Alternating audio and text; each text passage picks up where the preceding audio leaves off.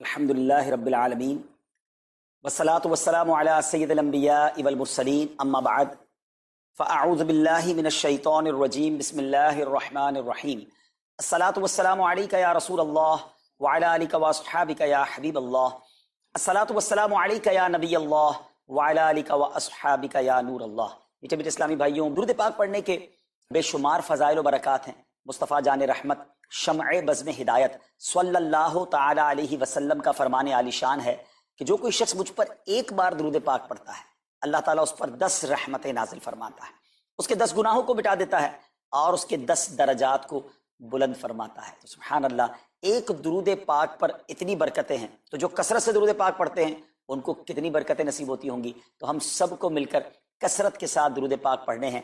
آئیے مل کر محبت کے ساتھ بآواز بلند درود پاک پڑھ لیں۔ صلو علی الحبیب صلی اللہ تعالی علی محمد صلی اللہ علیہ وسلم۔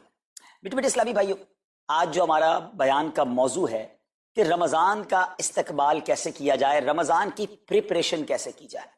دیکھیں، ہمارے گھر پہ جب کوئی مہمان آتا ہے ہم اس کی تیاری کرتے ہیں، اس کے لیے ہم ایک اچھی یوں سمجھیے کہ پریپریشن کرتے ہیں، اور جیسا مہمان ویسی تیاری۔ جس کے لیے دل میں زیادہ محبت ہوتی ہے اس کے لیے ہم زیادہ تیاری کرتے ہیں۔ تو اب ذرا آپ سوچئے کہ ایسا مہمان جو ہماری مغفرت کروانے آ رہا ہے، ایسا مہمان جو ہمیں بخشوانے آ رہا ہے، تو پھر ہمیں اس کے لیے کتنی کوشش کرنی چاہیے۔ تو آج یہاں پر جو ہم حاضر ہوئے ہیں، اللہ کرے کہ ہم رمضان کا صحیح معنوں میں استقبال کرنے میں کامیاب ہو جائیں۔ رمضان اللہ کا احسان ہے۔ رمضان کی اہمیت کو سمجھنے کے لیے یہی کافی ہے کہ پیارے آقا علیہ الصلوۃ والسلام فرماتے ہیں کہ اگر میری امت کو معلوم ہوتا کہ رمضان کیا ہے تو وہ تمنا کرتے کہ سارا سال ہی رمضان ہو۔ سبحان اللہ۔ مولا علی شیر خدا کرم اللہ تعالی وجہ الکریم کا یہ قول کتنا نرالا ہے۔ آپ فرماتے ہیں اگر اللہ تبارک و تعالیٰ کو اس امت کو عذاب دینا ہوتا تو اس امت کو رمضان اور سورہ اخلاص عطا نہ فرماتا۔ اس کا مطلب کیا ہوا کہ یہ بخشوانے، عذاب سے بچانے کے لیے آ رہا ہے، رحمتیں برسانے کے لیے آ رہا ہے۔ کاروباری لوگ بھی مجھے سن رہے ہوں گے، جس علاقے میں جس اسٹور پر کوئی ڈسکاؤنٹ ہوتا ہے، کوئی اسکیم ہوتی ہے، فائدہ ہوتا ہے، ہم ادھر پہنچ جاتے ہیں۔ رمضان ایک ایسی اسکیم ہے، رمضان ایک ایسا بینیفٹ دیتا ہے کہ احادیث میں یہ مضمون ہے کہ فرض کا ثواب 70 گنا کر دیا جاتا ہے، نفل کا ثواب فرض کے برابر کر دیا جاتا ہے، شیطان کو بند کر دیا جاتا ہے، جہنم کو تالے لگا دی جاتے ہیں، جنت کے در کھول دیے جاتے ہیں۔ روزہ دار کے منہ سے جو اسمیل آتی ہے، جو بو آتی ہے، بعض اوقات ہم کہتے ہیں یار پیسٹ نہیں کر سکے پورا دن، منہ سے اسمیل آ رہی ہے، سنیے یہ اسمیل جو ہے یہ اللہ کے نزدیک مشک کی خوشبو سے بھی زیادہ بہتر ہے۔ اللہ اللہ۔ ذرا آپ غور تو کیجئے، ہر سجدے پر 1500 نیکیاں دی جاتی ہیں، ہر سجدے پر سرخ یاقوت کا جنت میں ایک محل بنا دیا جاتا ہے۔ اتنی نیکیاں، پھر وہ کتنا بدنصیب ہے جو رمضان میں بھی عبادت نہ کرے، رمضان میں بھی اللہ کو راضی کرنے میں کامیاب نہ ہو۔ روزانہ افطار کے وقت 10 لاکھ گناہگار بخش دیے جائیں، اور جناب ہر جمعے کو جب رمضان میں جمعہ آئے تو ہر لمحے 10 لاکھ گناہگار بخشے جائیں، تو کروڑوں اربوں لوگوں کی بخشش گویا رمضان میں ہونی ہے۔ تو پھر ہمیں اس کی کیسی تیاری کرنی چاہیے، کتنا ثواب کمانے کے بارے میں سوچنا چاہیے۔ لیکن یہاں ایک اور بڑی امپورٹنٹ بات ہے، ایک تو رمضان میں نیکیاں کرنی ہے، دوسرا بڑا کام یہ کرنا ہے کہ ہمیں رمضان میں گناہوں سے بچنا ہے، کیونکہ عادتیں تو ساتھ ہی لگی ہوئی ہیں نا۔ شیطان بند ہے لیکن ہماری اپنی عادتیں، جس کی روز حرام دیکھنے کی عادت ہے، حرام سننے کی عادت ہے، حرام بولنے کی عادت ہے، ایسا تو نہیں ہوگا نا چاند آتے ہی سارے سوئچ آف ہو جائیں گے، وہ عادتیں ساتھ ہی چل رہی ہوتی ہیں۔ غور کیجئے کہ رمضان میں جو گناہ کرتا ہے نا، اس کا عذاب بھی بڑھ جاتا ہے، اس کی پنشمنٹ بھی بڑھ جاتی ہے۔ یہ ایسے ہی ہے کہ کوئی مسجد کے اندر آ کے گناہ کرے تو آپ کہیں گے نا یار خدا کا خوف کرو، مسجد میں ایسا کام کر رہے ہو۔ کوئی مکہ شریف حرم میں اندر جا کر گناہ کرے تو کتنا شدید ہو جائے گا وہ۔ تو رمضان جب اتنا مقدس مہینہ ہے، اس میں گناہ کرنا، اس کی پنشمنٹ بھی زیادہ ہے۔ ایک بار مولا علی شیر خدا کرم اللہ تعالی وجہ الکریم نے ایک قبر والے کا حال دیکھا، اور دیکھا اس قبر والے پر عذاب ہو رہا ہے، اور وہ چلانے لگا، عرض کرنے لگا اے علی میری مدد فرمائیے، اللہ کی بارگاہ میں سفارش کیجئے۔ مولا علی شیر خدا نے ہاتھ اٹھائے کہ اے مولا اسے بخش دے۔ ارشاد ہوا اے علی اس کی سفارش نہ کریں۔ عرض کی مولا وجہ کیا ہے؟ ارشاد فرمائے رمضان کے روزے تو رکھتا تھا مگر رات گناہوں سے باز نہیں آتا۔ روزے رکھ کر گناہ کرنے والے کو اتنا عذاب، تو جو روزے ہی نہ رکھے، ایسے بھی لوگ ہیں جو رمضان میں روزے نہیں رکھتے۔ پلیز اس کو ایزی نہ لیں۔ ہمیں نہیں معلوم، پتہ نہیں اگلا رمضان پھر نصیب ہوگا کہ نہیں۔ پچھلے رمضان میں کتنے لوگ تھے جو ہمارے ساتھ تھے، اس رمضان میں نہیں۔ اور اللہ پہلے تو ہم یہ دعا کرتے ہیں اللہ ہمیں یہ رمضان بھی عطا کر دے۔ زندگی کا کیا بھروسہ، دنیا کی جو کیفیت آپ کے سامنے ہے کبھی بھی جا سکتے ہیں، تو پھر اس رمضان کو تو سمجھ لیں بس ایک موقع بنا دیں، لائف چینجنگ ایکسپیرینس بنا دیں کہ بس اس میں عبادت کرنی ہے، اس میں خوب سجدے کرنے ہیں، اس میں روزے رکھنے ہیں، اس میں تراویح پڑھنی ہے، اس میں گناہ نہیں کرنے ہیں۔ اور آئیے میں آپ کو بتاتا ہوں کہ نبی پاک صلی اللہ تعالیٰ علیہ وسلم رمضان کیسے گزارتے تھے۔ ایک مسلمان کے لیے اس سے بہترین رول ماڈل کیا ہوگا کہ رمضان میرے آقا کیسے گزارتے۔ تو مختلف احادیث کا جو سمری ہے وہ یہ ہے کہ نبی پاک علیہ السلام عبادت میں کمر بستہ ہو جاتے، بستر پر کم تشریف لاتے۔ بی بی عائشہ فرماتی ہیں کہ نبی پاک کے چہرے کا رنگ بدل جاتا تھا، متغیر ہو جاتا۔ کیوں؟ کہ نبی پاک پر خوف خدا طاری ہوتا، آپ گر گڑاتے، آپ رات بھر التجائیں کرتے۔ میرے آقا رو رو کر دعاؤں میں رمضان گزارے، چہرے کا رنگ بدل جائے۔ اور یہاں کچھ لوگ تو وہ ہیں کہ جن کا وزن ہی بڑھ جاتا ہے رمضان میں، اتنا کھانا کھانا ہے، سحری میں زیادہ کھانا ہے کہ سارا دن بھوکا رہنا ہے، افطار میں اس لیے زیادہ کھانا ہے کہ پورا دن بھوکا رہے تھے، پھر رات کو 2-3 بار مزید کھانا ہے کیونکہ کل روزہ رکھنا ہے۔ تو رمضان فوڈ فیسٹیول نہیں ہے، رمضان عبادت کے لیے آیا ہے۔ لوگ تیاری کر رہے ہوں گے بھی رمضان کی، وہ کیا کر رہے ہوں گے کہ افطار میں کیا پکانا ہے، سحری میں کیا پکانا ہے، کون سا آئٹم شارٹ ہے۔ نہیں میرے بیچ اسلامی بات، یہ جو بھوک کا احساس ہے نا روزے میں، اس کی حکمت علماء نے بیان کی ہے کہ بھوک غربت کا احساس دلاتی ہے، فقیری کا احساس دلاتی ہے، بندے کا غرور تکبر بیٹھ جاتا ہے، کتنے نکاہت میں آ جاتے ہیں ہم، ہمت ہی نہیں ہوتی کوئی کام کرنے کی۔ تو یہ احساس دلاتی ہے کہ تیری اوقات کیا ہے، غریب کیسے زندگی گزارتا ہے، فقیر کیسے زندگی گزارتا ہے۔ لیکن کچھ لوگ وہ ہیں جن کو بھوک نہیں لگتی کیونکہ وہ اتنا کھا لیتے ہیں یا پھر سوتے ہی رہتے ہیں۔ روزے کی حکمت یہ نہیں ہے، نبی پاک آنسو بہاتے تھے، آقا کا چہرے کا رنگ بدل جاتا۔ اور پھر بتایا کہ رمضان میں جب جبریل امین نبی پاک علیہ السلام کے پاس آتے تو آقا علیہ السلام ان کے ساتھ قرآن پاک کا دور فرماتے۔ اور پھر ایک اور نبی پاک کا خوبصورت انداز کہ پیارے آقا ویسے تو سب سے بڑھ کر سخی ہیں، مگر جب رمضان آتا تو نبی پاک کا دریائے سخاوت ایسے بہتا تھا جیسے تیز آندھی، بلکہ اس سے بھی زیادہ۔ اللہ، یہ 3-4 چیزیں آپ نے میں نے پکڑ لینی ہیں۔ آقا علیہ السلام کے پیچھے پیچھے جانا نا جنت میں، ہم نے بھی یہ کام کرنا ہے۔ یہ راتیں مانگنے کی راتیں، التجا کرنے کی راتیں، سجدے کرنے کی راتیں، ہمیں تہجد بھی پڑھنی ہے، ہمیں انشاءاللہ نوافل بھی پڑھنے ہیں، اور کم از کم قرآن ایک بار تو پورا انڈرسٹینڈ تو کریں نا۔ تلاوت، ترجمہ، تفسیر کب کریں گے؟ بڑی بڑی ڈگریاں ہیں، بڑے بڑے پاسپورٹ اور جناب بہت سارا سرمایہ ہے، مگر ایک بار بھی قرآن پورا ترجمے اور تفسیر سے نہیں پڑھا ہوگا۔ بہت سارے لوگ ایسے ہیں، ذرا سوچئے نا۔ اچھا یہ مہینہ نزول قرآن کا مہینہ ہے، رمضان اور قرآن کو جو خاص نسبت حاصل ہے نا، تو اس مہینے میں قرآن کو پکڑ لیں۔ ہائے ہائے، اللہ کرے رمضان قرآن کے ساتھ گزرے، ہماری صبح قرآن کے ساتھ ہو، ہماری شام قرآن کے ساتھ۔ سورہ کوثر، سورہ کوثر کا تعارف، مقام نزول۔ علامہ علی بن محمد خازن رحمت اللہ تعالی علیہ فرماتے ہیں سورہ کوثر جمہور مفسرین کے نزدیک مکیہ ہے اور بعض مفسرین کے نزدیک مدنیہ ہے۔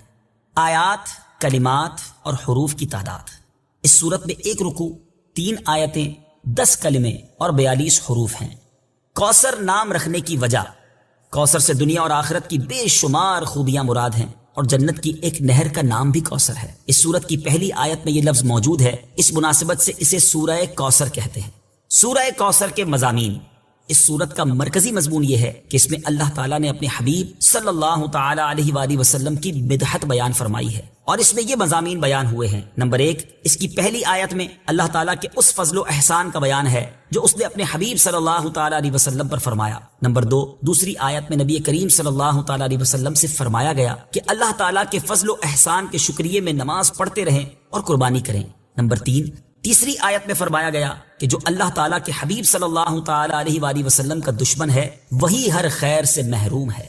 سورہ ماعون کے ساتھ مناسبت، سورہ کوثر کی اپنے سے ماقبل سورت ماعون کے ساتھ مناسبت یہ ہے کہ سورہ ماعون میں کافروں اور منافقوں کی جو صفات بیان کی گئیں ان کے مقابلے میں سید المرسلین صلی اللہ تعالی علیہ وآلہ وسلم کے اوصاف سورہ کوثر میں بیان کیے گئے۔ بسم اللہ الرحمن الرحیم۔ ترجمہ، اللہ کے نام سے شروع جو نہایت مہربان رحمت والا ہے۔ اِنَّا أعطيناك الكوثر فصل لربك وانحر إن شانئك هو الأبتر۔ ترجمہ، اے محبوب، بے شک ہم نے تمہیں بے شمار خوبیاں عطا فرمائیں تو تم اپنے رب کے لیے نماز پڑھو اور قربانی کرو، بے شک تمہارا دشمن ہی ہر بھلائی سے محروم ہے۔ أعطيناك الكوثر، اے محبوب، بے شک ہم نے تمہیں بے شمار خوبیاں عطا فرمائیں۔ تفسیر صراط الجنان میں ہے کوثر کی تفسیر میں مفسرین کے مختلف اقوال ہیں، ان سب اقوال کا خلاصہ یہ ہے کہ اے محبوب بے شک ہم نے تمہیں بے شمار خوبیاں عطا فرمائیں اور کثیر فضائل عنایت کر کے تمہیں تمام مخلوق پر افضل کیا، آپ کو حسن ظاہر بھی دیا، حسن باطن بھی عطا کیا، نسب عالی بھی، نبوت بھی، کتاب بھی، حکمت بھی، علم بھی، شفاعت بھی، حوض کوثر بھی، مقام محمود بھی، امت کی کثرت بھی، دین کے دشمنوں پر غلبہ بھی، فتوحات کی کثرت بھی، اور بے شمار نعمتیں اور فضیلتیں عطا کی جن کی انتہا نہیں۔ آیت إنا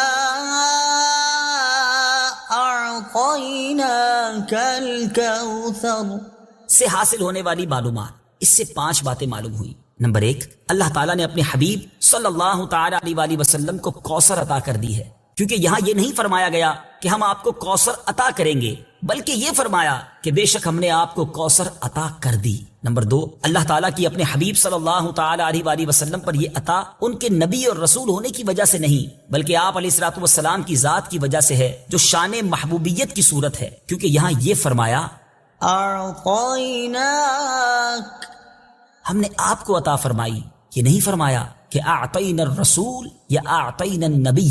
نمبر 3، تاجدار رسالت صلی اللہ تعالی علیہ وآلہ وسلم پر یہ عطا کسی عبادت اور ریاضت کی وجہ سے نہیں ہے، بلکہ ان پر یہ عطا اللہ تعالیٰ کے عظیم فضل اور احسان کی وجہ سے ہے، کیونکہ یہاں عطا کا ذکر پہلے ہوا اور عبادت کا ذکر بعد میں ہوا۔ نمبر 4، اللہ تعالیٰ نے آپ کو کوثر کا مالک بنا دیا ہے، تو آپ جسے چاہیں جو چاہیں عطا کر سکتے ہیں۔ نمبر 5، سید المرسلین صلی اللہ تعالی علیہ وآلہ وسلم کی مدحت خود رب تعالیٰ فرماتا ہے۔ اعلیٰ حضرت امام احمد رضا خان علیہ الرحمت الرحمان فرماتے ہیں انا اعطیناک الکوثر، ساری کثرت پاتے یہ ہیں، ٹھنڈا ٹھنڈا، میٹھا میٹھا، پیتے ہم ہیں، پلاتے یہ ہیں۔ اور ایک اور جگہ فرماتے ہیں نا، اے رضا خود صاحب قرآن ہے مداح حضور، تجھ سے کب ممکن ہے پھر مدحت رسول اللہ کی۔ فصل لربك وانحر، تو تم اپنے رب کے لیے نماز پڑھو اور قربانی کرو۔ تفسیر صراط الجنان میں ہے، یعنی اے حبیب صلی اللہ تعالی علیہ وآلہ وسلم، اللہ تعالیٰ نے آپ کو دونوں جہاں کی بے شمار بھلائیاں عطا کی ہیں، اور آپ کو وہ خاص رتبہ عطا کیا ہے جو آپ کے علاوہ کسی اور کو عطا نہیں کیا۔ تو آپ اپنے اس رب عز و جل کے لیے نماز پڑھتے رہیں جس نے آپ صلی اللہ تعالی علیہ وآلہ وسلم کو کوثر عطا کر کے عزت و شرافت دی، تاکہ بتوں کے پجاری ذلیل ہوں اور بتوں کے نام پر ذبح کرنے والوں کی مخالفت کرتے ہوئے اپنے رب عز و جل کے لیے اور اس کے نام پر قربانی کرے۔ اس آیت کی تفسیر میں ایک قول یہ بھی ہے کہ نماز سے نماز عید مراد ہے۔ إن شانئك هو الأبتر، بے شک تمہارا دشمن ہی ہر بھلائی سے محروم ہے۔ تفسیر صراط الجنان میں ہے، شان نزول، جب سید المرسلین صلی اللہ تعالی علیہ وآلہ وسلم کے فرزند حضرت قاسم کا وصال ہوا تو کفار نے آپ کو ابتر یعنی نسل ختم ہو جانے والا کہا، اور یہ کہا کہ اب ان کی نسل نہیں رہی، ان کے بعد اب ان کا ذکر بھی نہ رہے گا اور یہ سب چرچا ختم ہو جائے گا۔ اس پر یہ سورہ کریمہ نازل ہوئی اور اللہ تعالیٰ نے ان کفار کا بالغ رد فرمایا، اور اس آیت میں ارشاد فرمایا کہ اے حبیب صلی اللہ تعالی علیہ وآلہ وسلم، بے شک تمہارا دشمن ہی ہر بھلائی سے محروم ہے، نہ کہ آپ، کیونکہ آپ کا سلسلہ قیامت تک جاری رہے گا، آپ کی اولاد میں بھی کثرت ہوگی اور آپ کی پیروی کرنے والوں سے دنیا بھر جائے گی، آپ کا ذکر ممبروں پر بلند ہوگا، قیامت تک پیدا ہونے والے عالم اور واعظ اللہ تعالیٰ کے ذکر کے ساتھ آپ کا ذکر کرتے رہیں گے، اور آخرت میں آپ کے لیے وہ کچھ ہے جس کا کوئی وصف بیان ہی نہیں کر سکتا۔ تو جس کی یہ شان ہے وہ ابتر کہاں ہوا، بے نام و نشان اور ہر بھلائی سے محروم تو آپ کے دشمن ہیں۔ اعلیٰ حضرت امام احمد رضا خان رحمت اللہ تعالی علیہ اس صورت کی تفسیر بیان کرتے ہوئے فرماتے ہیں، عاص بن وائل شقی نے جو صاحبزادہ سید المرسلین صلی اللہ تعالی علیہ وآلہ وسلم کے انتقال پرملال پر حضور کو ابتر یعنی نسل بریدہ کہا، حق تعالی نے فرمایا إنا أعطيناك الكوثر، بے شک ہم نے تمہیں خیر کثیر عطا فرمائی کہ اولاد سے نام چلنے کو تمہاری رفعت ذکر سے کیا نسبت، کروڑوں صاحب اولاد گزرے جن کا نام تک کوئی نہیں جانتا، اور تمہاری ثنا کا ڈنکا تو قیامت تک اکناف عالم اور اطراف جہاں میں بجے گا، اور تمہارے نام نامی کا خطبہ ہمیشہ ہمیشہ اطباق فلک آفاق زمین میں پڑھا جائے گا۔ پھر اولاد بھی تمہیں وہ نفیس و طیب عطا ہوگی جن کی بقا سے بقائے عالم مربوط رہے گی، اس کے سوا تمام مسلمان تمہارے بال بچے ہیں اور تم سب مہربان ان کے لیے کوئی نہیں، بلکہ حقیقت کار کو نظر کیجئے تو تمام عالم تمہاری اولاد مانوی ہے کہ تم نہ ہوتے تو کچھ بھی نہ ہوتا، اور تمہارے ہی نور سے سب کی آفرینش ہوئی۔ اسی لیے جب ابو البشر آدم تمہیں یاد کرتے تو یوں کہتے، یا ابنی صورتن و ابایا معنن، اے ظاہر میں میرے بیٹے اور حقیقت میں میرے باپ۔ پھر آخرت میں جو تمہیں ملنا ہے اس کا حال تو خدا ہی جانے، جب اس کی یہ عنایت بے غایت تم پر مبذول ہو تو تم ان اشقیاء کی زبان درازی پر کیوں ملول ہو؟ بلکہ فصل لربك وانحر، رب کے شکرانے میں اس کے لیے نماز پڑھو اور قربانی کرو۔ ان شانئك هو الابتر، جو تمہارا دشمن ہے وہی نسل بریدہ ہے کہ جن بیٹوں پر اسے ناز ہے، یعنی عمرو و حشام رضی اللہ تعالی عنہما، وہی اس کے دشمن ہو جائیں گے اور تمہارے دین حق میں آ کر بوجہ اختلاف دین اس کی نسل سے جدا ہو کر تمہارے دینی بیٹوں میں شمار کیے جائیں گے۔ پھر آدمی بے نسل ہوتا تو یہی صحیح کے نام نہ چلتا، اس سے نام بد کا باقی رہنا 1000 درجے بدتر ہے۔ تمہارے دشمن کا ناپاک نام ہمیشہ بدی و نفرین کے ساتھ لیا جائے گا اور روز قیامت ان گستاخیوں کی پوری سزا پائے گا۔ والعیاذ باللہ تعالی۔ اس سے معلوم ہوا کہ حضور پر نور صلی اللہ تعالی علیہ وآلہ وسلم کا اللہ تعالیٰ کی بارگاہ میں مقام اتنا بلند ہے کہ ان کے گستاخ کو اس کی گستاخی کا جواب خود رب تعالیٰ دیتا ہے۔ ہم قرآن سمجھنے والے بن جائیں۔ اچھا میں ایک اور بات بتاؤں آپ، مہینہ کتنا پیارا ہے۔ صرف اس مہینے میں قرآن نازل نہیں ہوا، باقی بھی جو 3 آسمانی کتابیں ہیں نا، زبور، انجیل، توریت، یہ بھی رمضان میں ہی نازل ہوئی ہیں۔ اللہ کریم نے ان تمام مبارک کتابوں کو نازل کرنے کے لیے رمضان کا مہینہ منتخب فرمایا۔ اتنا مبارک مہینہ ہے تو ہمیں خوب اس میں تلاوت قرآن کرنی، اور اب دعوت اسلامی نے کتنا آسان کر دیا، تفسیر قرآن عطا فرما دی صراط الجنان آسان اردو میں، اور پھر جناب اس کو اپلیکیشن پر بھی دے دیا، اس کے PDF بھی جاری کر دیے، ڈاؤن لوڈ کر لیں موبائل میں۔ اب تو آڈیو تفسیر قرآن بھی آپ کو دے دی۔ اگر پھر بھی سنیں نہ، پڑھیں نہ، قرآن سے دور رہیں تو یہ ٹھیک نہیں ہے۔ پلیز اس رمضان کو قرآن کے ساتھ گزاریے، اور پھر جو نبی پاک کا جو سخاوت والا انداز ہے نا، صدقہ و خیرات کرنا، ہر سائل کو عطا فرماتے، تو یہ بھی ہمارا ایٹیٹیوڈ ہونا چاہیے کہ خوب دل کھول کر خرچ کریں۔ سب سے پہلے اپنی پوری زکوٰۃ ادا کریں۔ یہ اتنی بڑی اب بدقسمتی ہوتی جا رہی ہے، ایسا فیل ہوتا ہے دنیا بھر کے تاجران اور لوگوں سے جب ہم ملتے ہیں کہ جس طرح رمضان کے علاوہ بہت تھوڑی تعداد میں مسلمان نماز پڑھتے ہیں نا 5 ٹائم، ایسا لگتا ہے اب زکوٰۃ بھی بہت کم لوگ ہی دیتے ہیں، پوری زکوٰۃ نہیں دیتے، اندازے سے نکال دی، کیلکولیشن کرتے نہیں ہیں۔ اور یہ بھی فیلنگز آتی ہیں کہ زکوٰۃ جتنی بڑھتی جاتی ہے نا، ہزاروں میں جس کی زکوٰۃ ہے وہ دے دیتا ہے، لاکھوں والا بھی شاید دے دیتا ہے، لیکن جب زکوٰۃ ہی کروڑوں میں پہنچ جاتی ہے نا تو پھر یہ دل پر بھار پڑنا لگ جاتا ہے، ڈیفیکلٹ لگنا شروع ہو جاتی ہے۔ بندہ یہ کیوں نہیں سوچتا کہ اگر اللہ پاک نے مجھ پر لاکھوں میں زکوٰۃ ہے تو اللہ نے کروڑوں دیے ہیں تو لاکھوں میں زکوٰۃ ہے نا، اگر کروڑوں میں زکوٰۃ ہے تو اربوں ہیں تو کروڑوں میں زکوٰۃ ہے نا۔ زکوٰۃ کتنی ہے؟ ضروریات زندگی کی تمام چیزوں سے فارغ ہونے کے بعد جو مال تجارت، سونا چاندی، کیش یا پرائز بانڈ، یہ جو اس کی تفصیلات ہیں، اس پر 2.5% ہے۔ میں ایک اور لاجک سے آپ کو بات سمجھاؤں، اگر اس لاجک سے سمجھیں تو زکوٰۃ تو 1-1.5% بنتی ہے۔ وہ کیسے؟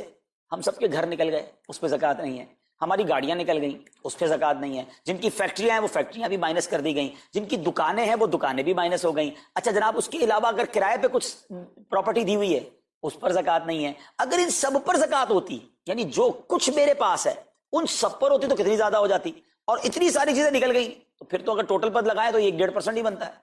تو اب جب سب کچھ نکالنے کے بعد تھوڑے سے مال پر 2.5% ہے، اور بھی سال میں ایک بار ہے، تو اس کو بھاری نہ سمجھیں، یہ بربادی ہے جو زکوٰۃ نہیں دیتے۔ یاد رکھیے گا حدیث پاک کا مضمون ہے کہ یہ مال کا میل ہے، جس مال سے مل جائے اس مال کو بھی برباد کر دیتا ہے۔ بربادیاں آتی ہیں، بے سکونیاں آتی ہیں، بیماریاں آتی ہیں، اور آگے جو دے دیتا ہے سبحان اللہ، اس کے بارے میں حدیث پاک میں آتا ہے کہ اپنی زکوٰۃ دے کر اپنے مالوں کو مضبوط قلعوں میں قید کر لو، اپنے مال کو سیکیور کریں۔ لوگ کہتے ہیں انشورنس ہونی چاہیے، آگ نہ لگ جائے، چوری نہ ہو جائے، ڈوب نہ جائے۔ اللہ کے حبیب علیہ الصلوۃ والسلام فرماتے ہیں، جس کا مضمون ہے کہ جب بندہ اللہ کی راہ میں خرچ کرتا ہے نا تو وہ صدقہ بندے کے ہاتھ سے نکل کر اللہ کے دستے قدرت میں چلا جاتا ہے، اور اللہ کریم تمہارے صدقوں کو پالتا ہے جس طرح تم اپنے جانور کے بچوں کو پالتے ہو۔ بچہ ہوتا ہے نا جانور کا، بڑا ہو جاتا ہے، فرمایا بندہ کھجور کا صدقہ دے گا اللہ پہاڑ جتنا عطا فرمائے، اس دن بھی ملے گا اور ملٹیپلائی ہو کر ملے گا۔ اچھا جو ادھر خرچ کیا ادھر کیا ملے گا؟ ادھر بھی نبی پاک علیہ الصلوۃ والسلام فرماتے ہیں، جس کا مضمون ہے میں قسم کھا کر کہتا ہوں، یعنی نبی پاک تو جو فرمائے حق ہے۔ اس حدیث میں تو آقا علیہ الصلوۃ والسلام قسم اٹھا رہے ہیں کہ میں قسم کھا کر کہتا ہوں کہ اللہ کی راہ میں خرچ کرنے سے مال کم نہیں ہوتا، نہ ادھر کم ہونا ہے اور ادھر بھی ملنا ہے، تو پھر تو سودا اب کتنا نفع والا ہے۔ اور یہ آپ چیک کر لیں پوری دنیا میں جہاں مجھے سنا جا رہا ہے کہ جو لوگ پوری زکوٰۃ دیتے ہیں نا ان کا مال ملٹیپلائی ہوتا ہے، اگلے سال زیادہ زکوٰۃ دے رہے ہوتے ہیں۔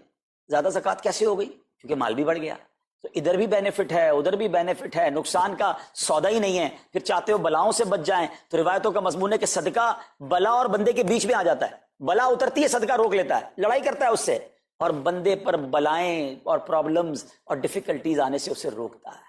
اگر چاہتے ہیں کہ برائیوں کے دروازے بند رہیں، چاہتے ہیں کہ بری موت سے بچیں، چاہتے ہیں کہ رزق میں اضافہ ہو، چاہتے ہیں کہ بلاؤں سے بچیں، ادھر بھی مال میں اضافہ ہو ادھر بھی خزانے ملیں، تو اللہ کی راہ میں دل کھول کر خرچ کریں۔ اور یہ مہینہ it's the right month for generosity, یہ بہترین مہینہ ہے سخاوت کرنے کا، کیونکہ نبی پاک کا یہ انداز تھا کہ رمضان میں خوب سخاوت فرماتے۔ تو غریبوں کی مدد کریں، ایسی مدد کریں کہ چہروں پہ مسکراہٹیں آ جائیں، لوگوں کے دسترخوان اچھے ہو جائیں، ان کے گھروں میں بھی کچھ اچھے کھانے پہنچ جائیں۔ اور اس میں سب سے بہترین طریقہ یہ ہے کہ اپنے غریب رشتہ داروں کو آپ مدد کریں۔ اگر وہ مستحق ہے نا زکوٰۃ کے تو حق ہے کہ سب سے پہلے اپنے غریب رشتہ داروں کو دیں، پھر زکوٰۃ بچ جائے۔ تو عاشقان رسول کی عظیم الشان بڑی تحریک دعوت اسلامی آپ کے سامنے ہے، جو دین متین کی خدمت کر رہی ہے۔ جامعۃ المدینہ ہیں، مدرسے ہیں، بچے اور بچیاں عالم بن رہے ہیں، عالمہ بن رہے ہیں، حافظ بن رہے ہیں، ناظرہ قرآن، اور ان سے کوئی فیس بھی نہیں لی جا رہی۔ ہزاروں بچے فری آف کاسٹ ہمارے پاس ایکوموڈیشن رکھے ہوئے ہیں، جن کو کھانا پینا رہنا دعوت اسلامی نے دینا ہے۔ آپ ذرا سوچئے یہ امت کی کتنی بڑی خدمت ہے کہ علماء دینا، حافظ قرآن، مسجدوں کے امام یہاں سے پروڈیوس ہوتے ہیں۔ اور پھر آگے چلیں تو دعوت اسلامی نے اسلامک میڈیم اسکول بنائے دارالمدینہ، پھر سال کی 600 کے قریب مسجد دعوت اسلامی بناتی ہے۔ میڈیا کے ذریعے جو بے حیائی پھیلائی جا رہی تھی، تو مدنی چینل اردو، پھر مدنی چینل انگلش، پھر مدنی چینل بنگلہ۔ اب بچے مذہبی پروگرام اتنا غور سے نہیں دیکھتے تھے، وہ اپنے بچوں کے آئٹمز دیکھنا چاہتے تھے، تو گناہوں بھرے کارٹونز اور پروگرام سے اور پوئمز سے چھڑانے کے لیے Islamic poems, Islamic cartoons, Islamic بچوں کے پروگرام، تاکہ بچے بھی جو ہے وہ الحمدللہ بچے رہیں۔ اور اب اس کی کیا زبردست پاپولیرٹی ہے کہ آپ کڈز مدنی چینل کے یوٹیوب چینل پہ جائیں، ہمارا ایک ایک کلپ 10 ملین 12 ملینز میں دیکھا جا رہا ہے۔ تو کون دیکھ رہا ہے؟ وہ بچے جو گناہوں بھرے کارٹونز دیکھتے تھے، اب الحمدللہ اللہ رسول کی باتیں وہاں سن رہے ہیں۔ پھر آگے چلیں تو دعوت اسلامی جناب یہ دینی کاموں کے ساتھ ساتھ جو ویلفیئر کے کام کر رہی ہے، غریب مسلمانوں کی امداد کا کام، زلزلے اور سیلاب زدگان کی ریسکیو کرنے کا کام، گونگے بہرے نابینا اور معذور افراد کی ریہیبلیٹیشن کا کام، تھیلیسیمیا کے مریضوں کو خون دینے کا کام، 26 لاکھ مسلمانوں کو دنیا بھر میں راشن، کھانا پانی صرف اس ایک سال میں دعوت اسلامی نے پہنچایا۔ تو یہ کمال کی آرگنائزیشن ہے۔ دیکھیں آپ دنیا کی بہت ساری این جی اوز کو جانتے ہوں گے، کوئی مدرسے چلاتا ہے تو مدرسے ہی چلاتا ہے، کوئی مسجد بناتا ہے تو مسجد ہی بناتا ہے، کوئی کھانا کھلاتا ہے تو کھانا ہی کھلاتا ہے، کوئی جناب غریبوں کی مدد تو وہی کام، کوئی ہاسپٹل تو ہاسپٹل۔ دعوت اسلامی ان ون امبریلا اتنے ساری ڈائیورسٹی کے ساتھ جو دین کی خدمت کر رہی ہے، دنیا میں اس کی مثال نہیں ملتی ہے۔ لاکھوں لوگوں کو دین بھی سکھایا جا رہا ہے، غیر مسلموں کو مسلمان بھی بنایا جا رہا ہے، بے عملوں کو با عمل بنایا جا رہا ہے، بے پردہ خواتین کو با پردہ بنایا جا رہا ہے، بے نمازیوں کو نمازی بنایا جا رہا ہے، ماں باپ کے نافرمان فرما بردار ہو رہے ہیں، شراب اور نشے کے عادی چھوڑ کر نمازی بن رہے ہیں۔ تو جہاں مریض ہیں ان کو خون بھی دیا جا رہا ہے، گھر میں بیٹھ کر میڈیا کے ذریعے اور سوشل میڈیا کے ذریعے لوگوں تک دین پہنچایا جا رہا ہے۔ تو یہ کمال کی ڈائیورسٹی ہے۔ تو میں تو سچ بتاؤں یہ جملہ کہا کرتا ہوں کہ میرے اور آپ کے پیسوں کا نصیب ہے کہ وہ دعوت اسلامی میں لگ جائے۔ تو یہ آپ آگے بڑھیے اور دین کے اس کام میں مزید حصہ ملائیے۔ خاص طور پہ فار ایسٹ میں آپ دیکھ لیں، کوریا میں، ہانگ کانگ میں، اور جناب یہ سری لنکا میں، تھائی لینڈ میں، ملیشیا میں، کتنے جاپان میں، کتنے ملکوں میں دعوت اسلامی کام کر رہی ہے اپنی اپنی بساط کے مطابق۔ اور لیکن ابھی مزید ادارے بنانے ہمیں، ان ملکوں میں بھی بنانے، ان ملکوں میں بھی آگے بڑھنا ہے۔ تو اگر آپ بھی چاہتے ہیں کہ میرے آقا کے عشق کا پیغام، سنت رسول کا پیغام، مسلک اعلیٰ حضرت کا پیغام، نبی پاک کے دین کا پیغام پوری دنیا میں پھیلے، تو وی ہیو ٹو سپورٹ دعوت اسلامی، نہ صرف فائنینشلی، پریکٹیکلی بھی۔ ہمیں آپ بھی چاہیے، خود حصہ ملائیں نا۔ سیدنا عثمان غنی رضی اللہ تعالیٰ عنہ نے صرف مال نہیں دیا تھا، آپ پریکٹیکلی بھی نبی پاک کے ساتھ شریک ہوتے تھے نا۔ تو آپ اپنے عطیات بھی دیں، اور دنیا کے جن ملکوں میں آپ مجھے سن رہے ہیں وہ دعوت اسلامی والوں کے دستوں بازو بنے۔ کمزوری کہاں نہیں ہوتی، ہاں ہمارے گھر میں کمزوری ہوتی ہے، ہم سب مل کر کام کریں گے تو کمزوریاں بھی دور ہوں گی اور ترقی آ جائے گی، اور ہمیں اس کا ثواب بھی ملے گا۔ تو آج میں دنیا بھر میں جہاں مجھے دیکھ رہے ہیں، پلیز اچھی نیتیں کریں۔ اچھا ایک بات اور سن لیں، ہم بعض اوقات کیا سوچتے ہیں کہ ہمارے ملک کا خرچہ مثال کے طور پہ $20,000 ہے، وہ ہم لوگوں نے کر لیا، اب اور چندے کی کیا ضرورت ہے۔ دعوت اسلامی کسی ایک ملک کی نہیں ہے، انٹرنیشنل دعوت اسلامی کے لیے سوچیں. دنیا میں جہاں بھی دین کا کام ہو رہا ہے وہ میرا ہے. یہ میں اپنے ملک اور اپنی سٹی کے بارے میں سوچوں گا تو شاید میں بڑا کام نہ کر سکوں. آپ کو تو موقع مل رہا ہے انٹرنیشنلی مدنی کاموں میں اپنا حصہ ملائیں. دعوت اسلامی کو دل کھول کر سپورٹ کریں. ہم انشاءاللہ جتنے احتیاط بڑھیں گے انشاءاللہ مزید مدنی کام بڑھانے کا ارادہ رکھتے ہیں. اللہ کریم اپنی بارگاہ میں ہم سب کا جمع ہونا قبول فرمائے اور دل کھول کر خرچ کرنا نصیب فرمائے اور اس رمضان کو ہماری مغفرت کا ذریعہ بنا دے. اس رمضان کو نبی پاک علیہ الصلوۃ والسلام کے نقش قدم کے مطابق چل کر گزارنے کی توفیق عطا فرمائے. صلو علی الحبیب صلی اللہ تعالی علی محمد صلی اللہ علیہ وسلم. آگ پناہ مانگتی ہے جہنم کی آگ سے. حضرت جبرائیل پیارے آقا علیہ الصلوۃ والسلام کی خدمت میں قسم اٹھا کر کہا انہوں نے کہ اگر جہنم کو سوئی کے ناکے کے برابر کھول دیا جائے تو تمام زمین والے اس کی گرمی کے سبب مر جائیں. روایت کے مطابق جہنم کی آگ 1000 سال تک دھکائی گئی یہاں تک کہ وہ سرخ ہو گئی، پھر 1000 برس تک دہکائی گئی یہاں تک کہ سفید ہو گئی، پھر 1000 برس تک بھڑکائی گئی یہاں تک کہ سیاہ ہو گئی. اب وہ نری کالی سیاہ ہے جس میں روشنی کا نام بھی نہیں ہے. کون برداشت کر سکے؟ کون جا سکے؟ یہ کیسا شیطان مردود ہے، نہ جنت کا شوق بڑھانے دیتا ہے نہ جہنم کا خوف آنے دیتا ہے. کرونا وائرس کا خوف ہے، دیکھا نہیں ہم میں سے کسی نے. لاکھوں کروڑوں لوگ ہیں دنیا میں، چند لوگوں کو ہوا، ساری دنیا پریشان. مگر نبی پاک کے سچے وعدے، قرآن کی میں آیتیں سنا رہا ہوں کہ سنو، اعمال ناموں میں گناہ زیادہ ہوئے نا تو جہنم میں جاؤ گے اور جہنم ایسی ہے. مگر اس پہ کون توبہ کر رہا ہے؟ کون اللہ کو راضی کرنے والی زندگی گزار رہا ہے؟ کون حرام روزی چھوڑ رہا ہے؟ کون شراب سے دور بھاگ رہا ہے؟ کون نافرمانیوں سے دور جاتا ہے؟ حرام دیکھ رہے ہیں، حرام کھا رہے ہیں، حرام سن رہے ہیں، نمازیں قضا ہو رہی ہیں. سوچو یہ کدھر جا رہے ہیں؟ یہ شیطان نے کیسی غفلت کی چادر اڑا دی ہے ہم پر. کیوں نہیں تیاری کرتے اس جنت کی؟ دنیا کی 50 60 70 سالہ زندگی کو کچھ دنوں کے لیے صبر کے ساتھ گزار لو. جنت کی نہ ختم ہونے والی زندگی تمہارا انتظار کر رہی ہے. سودا کر لو نا اپنی جان کا. دنیا میں اگر آپ کو کوئی کہہ دے یار تمہارے پاس 1000 روپے ہیں مجھے دے دو، اس کے بدلے میں تمہیں 1 ارب روپے دے دوں گا، بندہ کہے گا بالکل لے لو. بالکل، یہ تو کمپیریزن ابھی بھی دنیا میں بنتا ہے، مگر جنت اور دنیا کا کوئی کمپیریزن نہیں. مگر سمجھانے کے لیے کہ اے بندے 50 60 70 سال میری فرما برداری میں گزار لے، نہ ختم ہونے والی جنت کی ابدی نعمتیں میں تجھے عطا فرما دوں گا. مگر اب اس سودے کے لیے تیار ہی نہیں ہو رہے، ہم اپنے آپ کو تیار ہی نہیں کر پا رہے. خدارا آج سورہ قارعہ اور قیامت کے احوال سن کر، جہنم کی ہولناکی کو سن کر ہم زندگی میں کچھ فیصلہ کریں، اپنے آپ کو بدلنے کی کوشش کریں. اپنے بیان کے آخر میں ایک دل دہلانے والا واقعہ جب میں نے پڑھا، صحابی رسول حضرت عبداللہ ابن مسعود رضی اللہ تعالیٰ سے روایت ہے کہ ایک بار ایک شخص بارگاہ رسالت میں حاضر ہوا، عرض کیا یا رسول اللہ صلی اللہ تعالیٰ علیہ وسلم، کوئی ایسا مومن بھی ہے جو جہنم میں باقی رہ جائے گا؟ ذرا غور سے سنیے گا، ہو سکے تو سر جھکا کر سنیے. فرمایا ہاں، ایک شخص جو جہنم کے گہرے گھڑے میں ہوگا اور اونچی آواز سے یا حنانو یا منان پکار رہا ہوگا.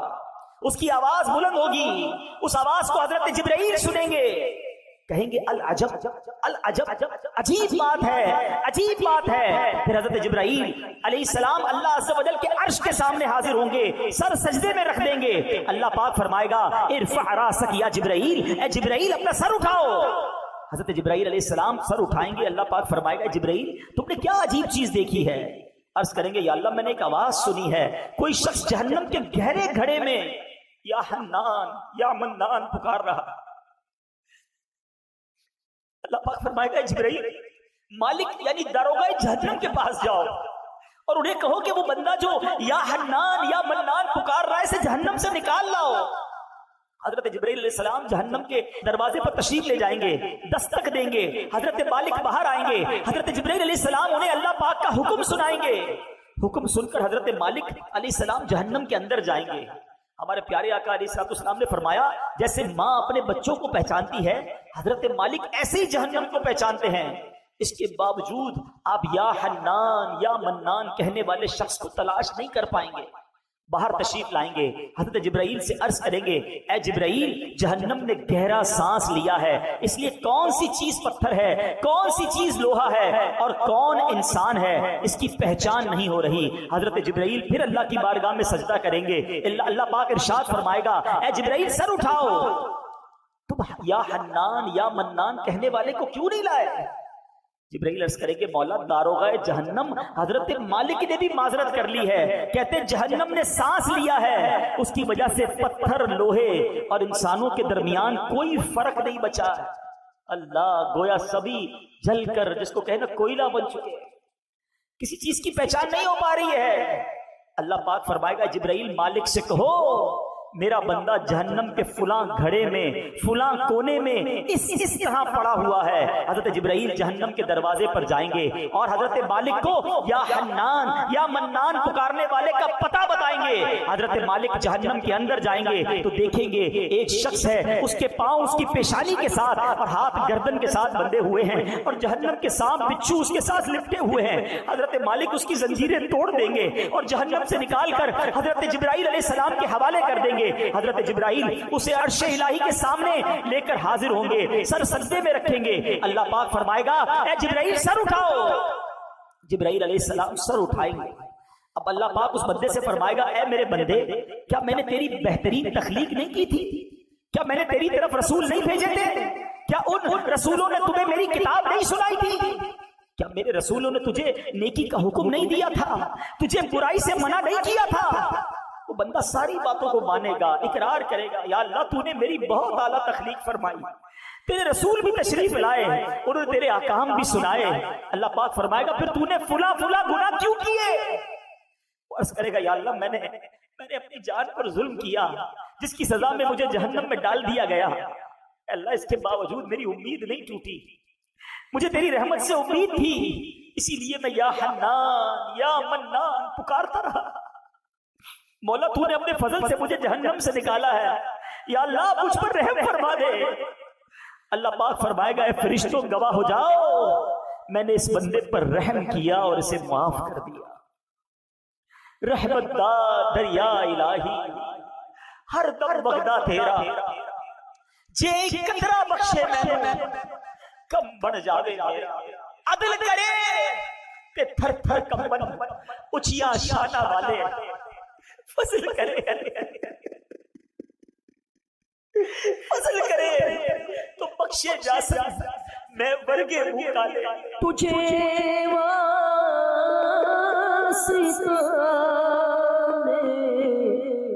یا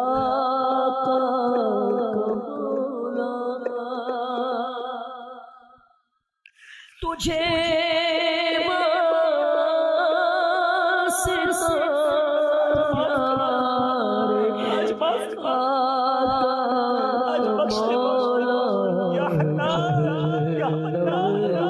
سے مجھے بچایا الہی جلوے سے مجھے بچایا۔ رب کریم گناہ کر چکے، خطائیں کر چکے، بس آج آؤ میٹھے اسلامی بھائی اللہ سے سچی توبہ کرتے ہیں، دوستی کر لو مالک سے، وہ بڑا کریم ہے، دنیا والے نہیں معاف کرتے ہیں۔ عدالت میں جاؤ نا اور اپنے جرم کا اقرار کرو تو سزا سنائی جاتی ہے، جج یہ نہیں کہتا تم نے مان لیا تو جاؤ معاف کرتا ہوں، مگر میرے رب کی عدالت کے دستور نرالے ہیں، بس مجرم ایک بار مان لے، شرمسار ہو جائے، توبہ کر لے، بڑا کریم ہے۔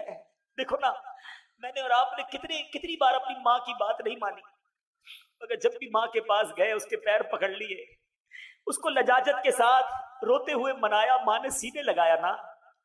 رب تو کئی ماؤں سے زیادہ چاہنے والا ہے، اس کی رحمت تو چاہتی ہے ہم بخشے جائے، ہم کیسے اس عذاب کو سہ سکیں گے؟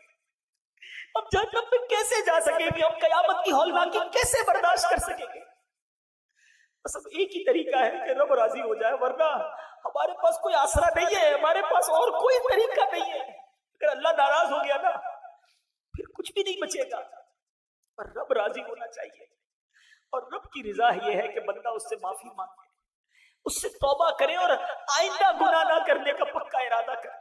آؤ میرے پیارے اسلامی بھائیو، قرآن سنا ہے، رب کا کلام سنا ہے، جہاں رب کے غضب کو سنا ہے نا وہ رحمان بھی بڑا ہے، وہ رحیم بھی بڑا ہے۔ بلدائے بدکار ہوں حد ذلیل و خوار ہوں بلدائے بدکار ہوں بے حد ذلیل و خوار ہوں مغفرت